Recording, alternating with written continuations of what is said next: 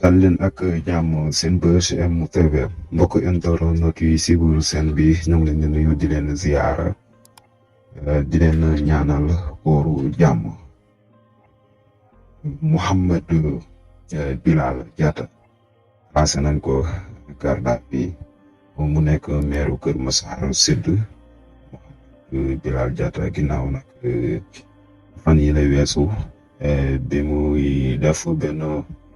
conférence de presse doon woote li nga xam ne nag moo di résistance moom mii di Mouhamed Bilal dafa mel ni nag yooyee kàddu nag moo tax ñu daal koy wóolu woon mujjee nañu ko tee nag bi